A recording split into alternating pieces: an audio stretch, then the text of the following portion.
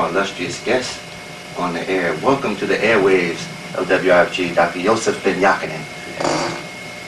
How have you been, sir? Well, I've been kind of holding it together between here on this side of the Atlantic and in Egypt on the other side. Yes, sir. The Atlantic and the Mediterranean. Well, sir, I just wanted to say that we're blessed to have you here in Atlanta, and we recognize that you are one of our giants, one of our illustrious scholars, and we want to pay homage. And with that, sir, I would like permission to begin to speak from my elder. Yes, you have that, sir. Thank you, sir, indeed. Now, Dr. Ben, one of your topic this evening at Morehouse campus was one topic that I wanted to talk about this evening. That is the African origin of Western religion, or the African origins of religions that are practiced in the West is probably how we should say it. Yes. But so many things you talked about this evening, and one of the listeners out there who was at the program tonight called and asked me to ask of you this particular question. So we'll start with this, and then I want to get your opinion of the current events in the so-called Middle East, which I prefer to say is the eastern part of Africa. Sister asked me to ask you, Dr. Ben, to give a brief synopsis of who Jesus Christ really was, and as opposed to who the white folks say he is today. Who was Jesus Christ in essence?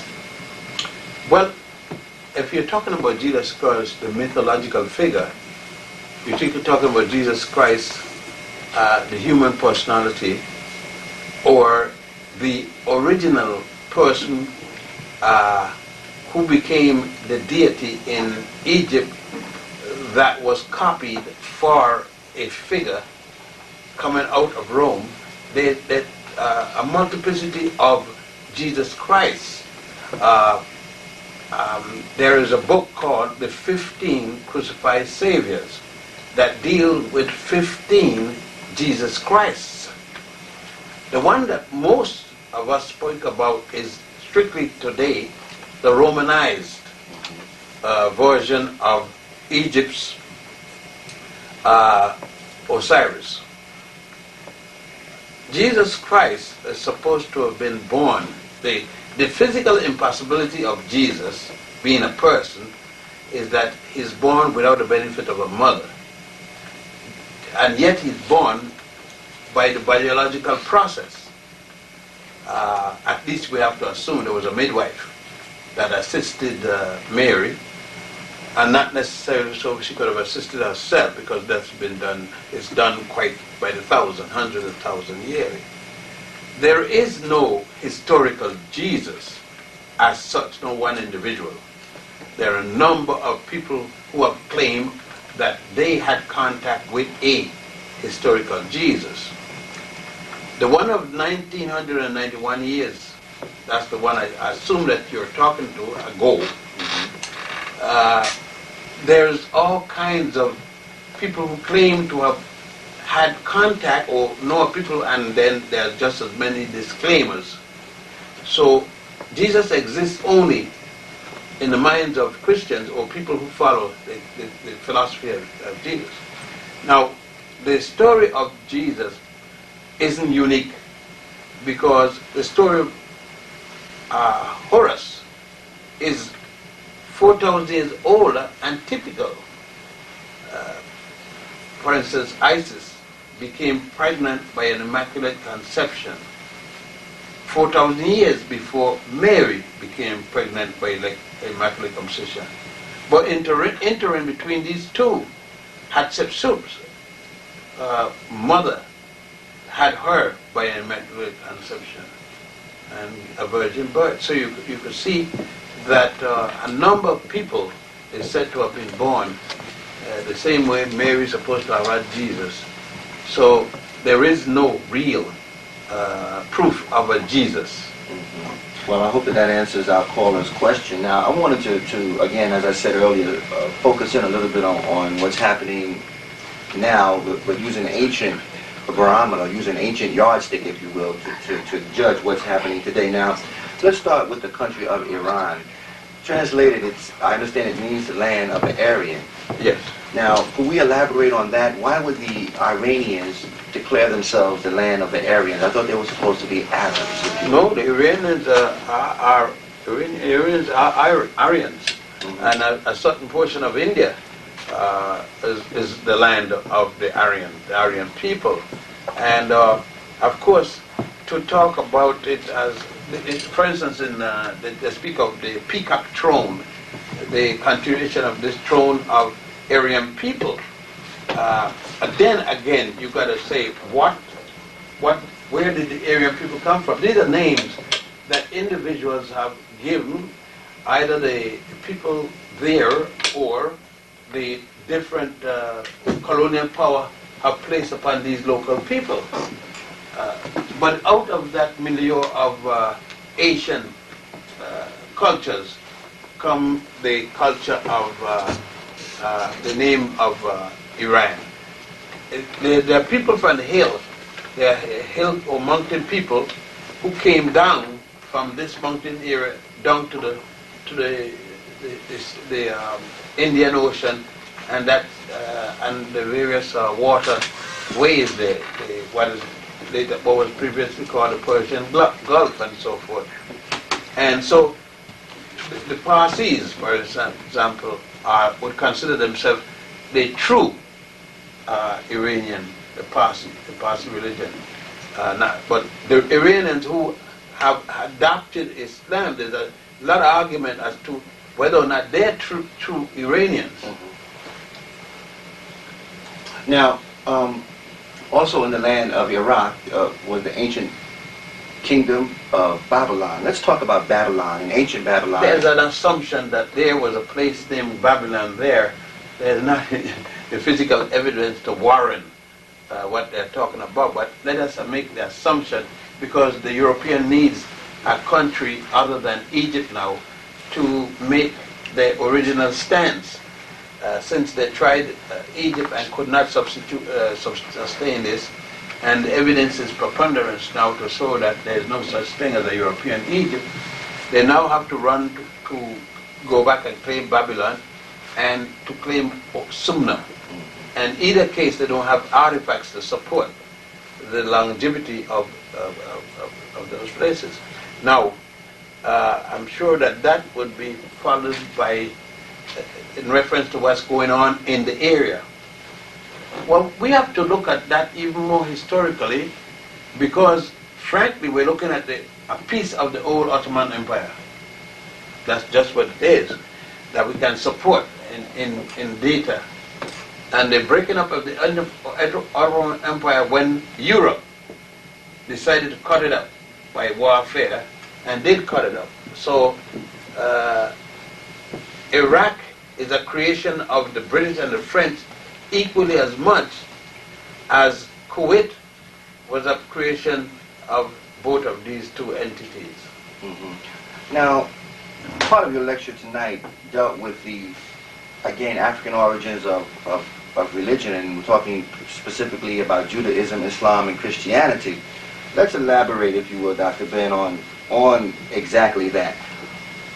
How has the African origin of these particular religions been distorted historically by the Europeans and others as to their genesis? And why? Why rewrite history to take the religion out of Africa where it once began? To enslave someone, you can't tell them the truth about themselves. You can't tell the African he was great and simultaneously tell him he's ignorant, he's indolent, he never done anything, that you came and learned from him. How could you say in the classroom, we're now going to discuss Greece. The Greeks got their civilization from the African, whether it be the Egyptians, the Ethiopians, the Nubians, or whoever. You can't teach that. Therefore, you must teach that the Greeks were something important, that they had a thing called democracy, and all these kinds of things, which in fact is a lie. Now, you say, let us support it. Before, no one, not a single professor anywhere in the world could substantiate any Greek society of any substance prior to 1000 BC. And I'm being generous. They must go back. What we were taught in school, we were taught that history of a country starts when there's writing in that country, right? Well, the Greeks didn't have any writing until Homer published his Iliad and Odyssey. Okay? And Homer himself established, no doubt, by saying the gods Zeus, Apollo, and others came from Ethiopia. That the most important gods the Greeks got came from. Let us go back further behind, before even the Greeks. The first time we had to hear of a Jew, you can't have Judaism without the first Jew. You can't have Christianity without Christ. All right. Abraham, the first Hebrew Jew, Israel, whatever name, I'm not going to be fuss about that, because everyone will me. He wasn't born until around 1700 at best, before the Common Era. At that time, the Africans of the Nile are in the 13th dynastic period. The irony is, you could start here and say, the whole thing is based on a puddle of lies. You could ask the question, how could this be? For instance, Abraham is associated with the building of the pyramids too. By the time his children, progenies, come down to Moses, they were forced to build pyramids out of brick and straw. Pure lie. I mean, I've been and see every one of the pyramids that they got in Egypt. None make out of brick and straw. They make out of, especially the one that most Hebrews or Jews like to talk about, the one, many of them at Giza. The one of Khufu, the largest of all, 48 stories by 2.5 blocks by 2.5 blocks. You can see why they'd like to claim that. Well, the pyramid era started with the 3rd dynasty. That was the first pyramid, the pyramid of Saqqara. It ended with the ending of the 12th and the beginning of the 13th dynasty. Abraham wasn't born until around the last part of the 13th dynasty. So therefore, how the Jews going to build pyramids before they're born? Let us take it again. Genesis, the making of man. The Africans have a story thousands of years old. Kunum, God Kunum, K-H-N-U-M, making man and his potter's wheel out of clay. The Jews copied everything about the making of man except one thing: they leave out the potter's wheel to make it look like it's a different making of man, the whole story. We could go further than that. There's a resurrection story which the Jews have. The ancient Egyptians speak of the resurrection of Osiris long before there was the first Jew. And the resurrection has nothing to do with going to heaven or any place like that, but it has to do with the penis of Osiris, which had been cut off, coming back and then erected from its dead stage. I don't think we should have any problem of a penis resurrecting. I mean, we all experience that if we're men, and experienced women know what a resurrected penis is. That's about the only thing that got resurrected. Then you come to the moral laws. Thou shalt not kill, all that. Well, Moses, who's supposed to get the law from God, thou shalt not kill, was persecuted by the Pharaoh for killing 40 years before he reached Mount Sinai.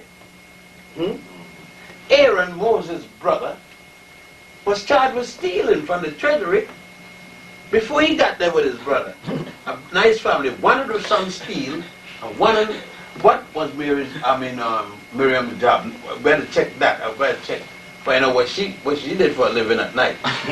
Because the son, I mean, this is a good family. I'm sure you know too proud of Mr. Moses moved in there with his family. I wouldn't feel good living in the family. I tie down every damn thing I you got to deal with that based upon their own. No, this is not the Egyptian writing. This is their own writing.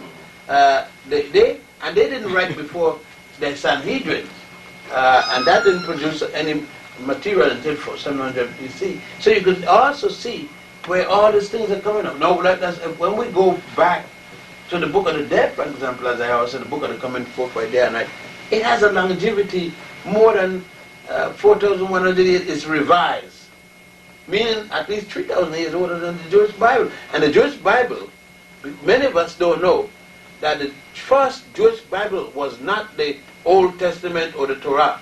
It was the Kabbalah. And that, if you want to see a piece of wild writing and madness, you read the Kabbalah. So let's talk about some of the modern Jews, the Jews that we have come to associate today. I'm talking about the European Jews, Ashkenazi and Sephardic, and all of that. When did European Jews or Europeans, when did they first come to embrace the known as Judaism, and why? I think Arthur Kutzer, who died not too long ago, a few years ago, 1 or 2 or 3 years ago, wrote the best book on the subject, and it's called The 13th Tribe. There's a book by Kautsky, Are the Jews a Race? And you could get some tidbits about this from another book called Bible Myths, the story of Genesis, written by